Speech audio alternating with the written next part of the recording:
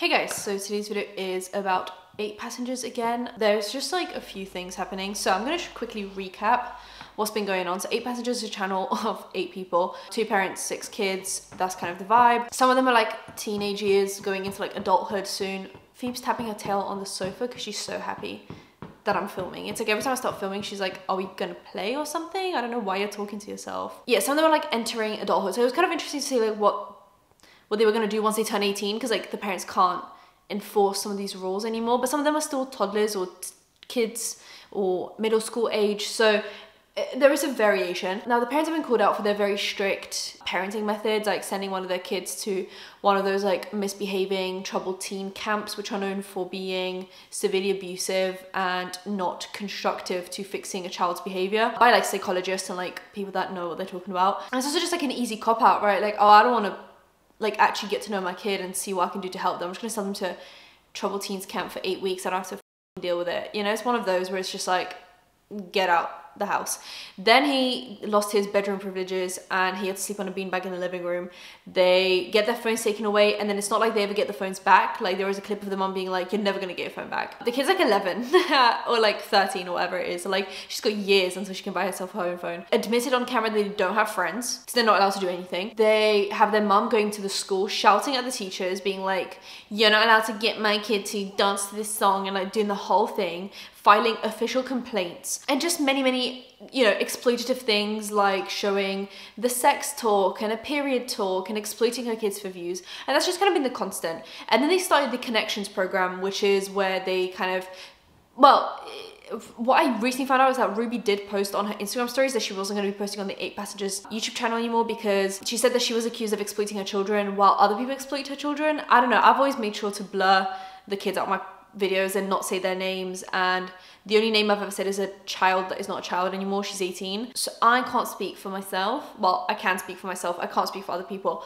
but I don't think other people exploiting your kids is the reason why you stopped doing your channel. It's just because you were getting a bunch of hate. So they started the Connections thing. Her and Ruby were giving out advice for parents that lacks any knowledge in mental health, is super transphobic, homophobic. Everything is veiled in this like religious, the truth thing, like we have to live by the truth. And your kid being, I don't know, one of the questions was like, oh, a child in my family is transgender, what do I do? Do I respect their pronouns? And she went on this big tangent about how you shouldn't be forced to respect someone. And then they said that one of their daughters faked having ADHD to be manipulative and to get things out of them.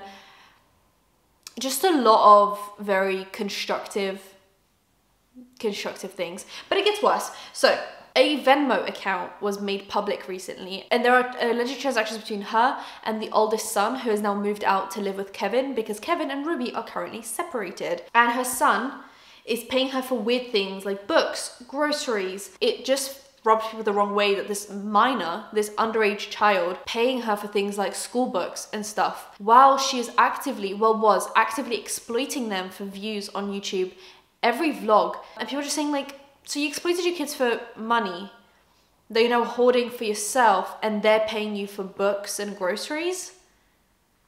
I mean, the least you can do if you're not going to pay them a salary is pay for their groceries and books.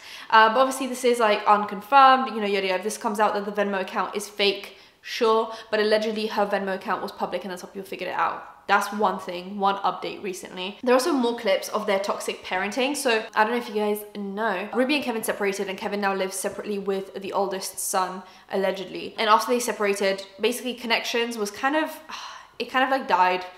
Now it's like this thing called Mums of Truth that she does with Jody. And Jody is a counselor, but she had her license revoked, well, suspended, for publicly talking about one of her clients without his consent, to shame him for an addiction that he had. So she had her license suspended. And then even dating back to like 8 years ago, the reviews for her counseling sessions, she does like marriage counseling, aren't great. So it's not like the bad reviews came in now because of the 8 Passengers affiliation. Her reviews have been bad for years, because allegedly she goes out of her way to ruin marriages that are salvageable purely because she doesn't agree with something morally. Like, I don't agree the way you guys do things, and instead of trying to like just work with you guys, I'm going to basically push my opinions on one of you until the marriage falls apart. That's essentially the thing. Ruby and Jodie are now doing the Mums of Truth together, which is essentially just like the same thing as what Connections was with Kevin, except now it's not with Kevin, it's with Jodie, and it's called Mums of Truth. Does that make sense? And now they're also doing this like paid program where you can pay to ask a question, and it's like a monthly subscription, but you only get to ask one question and you get access to like the forum. But if you want to ask more questions, you have to pay per question. And they'll be giving advice about like parenting, which they're obviously great at, and also and things like marriage and stuff like that, when like Ruby's marriage is falling apart. And I'm not saying that if you have an unsuccessful marriage you can't give advice about marriage, but it's just like what she preaches versus what she doesn't line up, right? So there are now clips coming out of her and Jodie talking about crazy things like that your children don't deserve privacy. You should know about what they are listening to, what their friends are listening to, what they're talking about, who they're friends with, why they're friends with them. And I understand that there is a line as a parent that you have to draw between like safety and concern and privacy, right? So like if your kid seems to be talking to like an adult on a weird forum, sure, at that point you have to kind of get involved. But knowing what your kid is talking about to their friends, if it's not like dangerous, if they're not like plotting a murder, I don't really understand, like while gossiping about friends at school. They said things like, oh, if a podcast has like too much laughter in it, like the laughter's too loud. Excuse me, are we just not allowed to be happy? What is going on? What is going on? They don't deserve to have birthday parties. She's like, you know, children feel entitled to having things like birthday parties when like the only thing that matters is that you like scrutinize them constantly. That's actually thing I've got here. You should scrutinize and judge your daughter. The thing is, she says daughter, she doesn't say son. And I have a theory on this. There is this book called, Daughters of Narcissistic Mothers, this one. And it perfectly describes this relationship. I think the way she treats her sons is still bad, but I definitely think the way she treats her daughters must be much worse, because you can see almost like a Freudian slip where she's like, you should scrutinize and judge your daughter. Anyway, so she says that your job as a parent isn't to let your kids be accepted by peers. So like you just want your kids to be outcasts, be miserable, be bullied, be depressed, be anxious, purely because like you don't think it's your role as a parent to make your kid be accepted by other people. And like I get that your kid shouldn't change to be accepted by other people, but also maybe let your kid go to the cinema every now and then, let your kid hang out with people every now and then. If there's a new trend, like a new top that's really popular, maybe let your kid wear it if it's like appropriate, but like also my levels of appropriate and her levels of, you know, this conversation lacks so much nuance, because like when I'm saying things like, oh, let your kid wear a new t-shirt that is trendy if it's appropriate, to me it's just like, most t-shirts are appropriate. There is like a small amount, unless you're going on like Pretty Little Thing, like things are gonna be appropriate. But to her, it's probably like anything that isn't long sleeve and like, you know, like the conversation doesn't really make sense because my mindset's different. But anyway, your kids don't have to have birthday parties, so we're just not celebrating birthdays now. Great. That's like the one day a year that like is kind of about you. And you should be able to like decide how you want to celebrate it. And like, no, you don't deserve that. Because my role as a parent is to judge you and scrutinize you. They're not allowed to be happy. No, not allowed. Your job as a parent isn't to make them happy.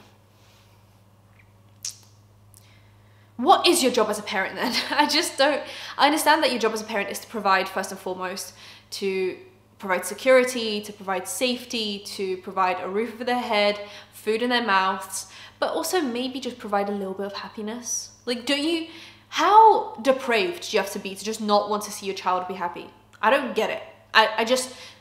It just doesn't make sense to me. Because like, I don't have a child, but I have friends and I have a boyfriend and I have like people around me that I care about, and I like to see them happy. I don't know. And I kind of sometimes feel like it's my job to like do my part to make people in my life happy. So I can't imagine if you have kids, like of course you're gonna, you know? Now we get into my last recap. Sherry, whose name I can say now because she is over the age of 18, she recently obviously turned 18 and she moved out the house because she's going to uni now, and she has unfollowed Mums of Truth on Instagram. She has taken 8 passengers out of the branding of her Instagram. She has posted about how she's no longer in contact with most of her family and how no one else in the family is in contact with Ruby or Kevin. And we can see that because the other sisters of Ruby have their own YouTube channels where they clearly are shading Ruby. Like there are videos being made about mental health and how other people are struggling with mental health and people on the internet think it's not real. There are comments being hearted that are shading Ruby. They are not mentioning Ruby in family gatherings and family situations. So Sherry clearly escaped, and there was actually someone that works closely with the family and like has been closely interlinked with the family behind the scenes that actually helped Sherry escape from what we can tell. They actually put out a statement on Facebook just being like, the situation is very toxic. The mother is borderline abusive, allegedly, according to the statement on Facebook. And the statements on Facebook have actually been liked by Sherry and other family members, and Sherry did leave a comment on this person's statement, so it gives it a lot of legitimacy. But allegedly the mum's just severely focused on Mums of Truth, and it has like clouded her judgment to the point of even resorting to violence, allegedly, leaving her kids to go on different like retreats for the Mums of Truth group, allegedly. You know, there's just a lot going on. So no wonder Sherry left, and it is very clear that like the mother-daughter dynamic isn't working there for Sherry to leave any chance she got. Now Jodie also posted on Facebook about the paid program they're starting. So I'll read you guys the statement. What if you could get your questions answered in 24 hours or less? Ruby and I have been thinking of ways to better serve you. We receive so many questions that it sometimes takes us several weeks before you have time to respond to every question. I'd like to introduce you to an asynchronous video messaging app called Volley. This app is a game changer and is going to facilitate much quicker response times from your questions. Our new space within Volley is called Connections Insiders, and you can post your questions for everyone in the group or direct message Ruby or me. We often take video clips from within Mums of Truth and post them publicly. This will not be the case with Connections Insiders. Every interaction will remain private and no videos will be shared outside of the space. Click the link below, yada yada yada. Just, you know, because they're not posting on the YouTube channel, I guess money is running dry a little bit. So this is a way to like recoup some costs. I don't know. They're also being like super sensitive allegedly about being asked questions in the group. So like if someone's completely eating up their like toxic parenting, they're cool with that. But if anyone asks anything that remotely resembles like healthy parenting, they immediately get like dragged on the group.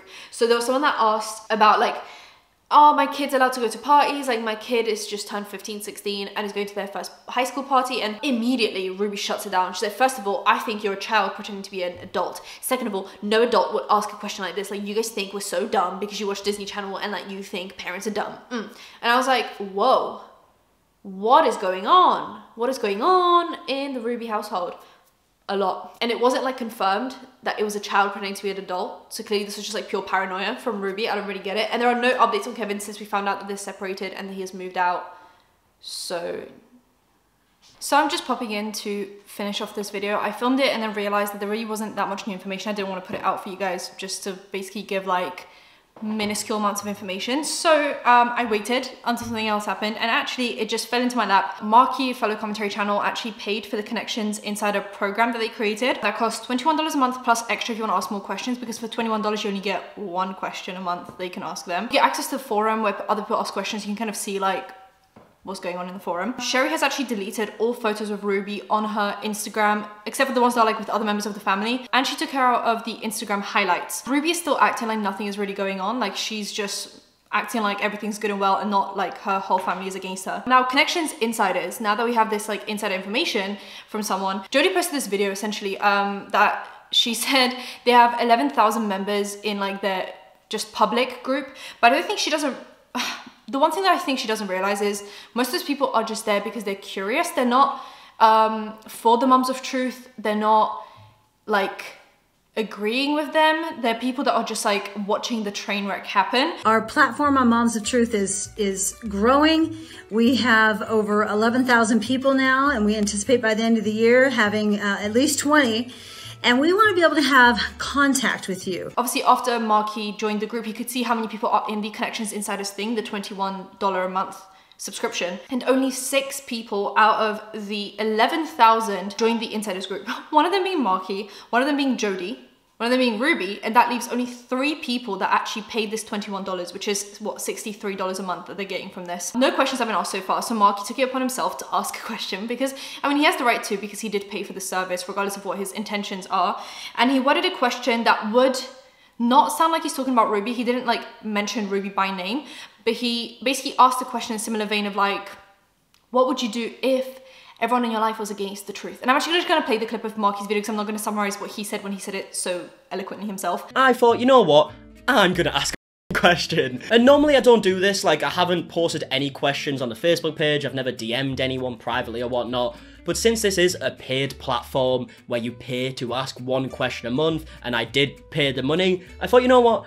I'm gonna ask a question. Now, the question I asked was because I wanted to get a gist of how Jodie would feel about the situation with Ruby and her family without actually asking about Ruby and her family, because that would be a bit out of order. So I've just worded it about myself to see what Jodie's opinions would be on a general situation where someone's family doesn't want to live in truth like Jodie and Ruby, and you know, right, I'll read it out. Hi, I recently joined this group for one specific issue I have had recently. Living in truth can be tough when the people around you don't have the same views as you, and I've experienced this firsthand. This being with my family. They've been vocal with the fact that they find my views to be disgusting and don't seem to want to speak to me because of it.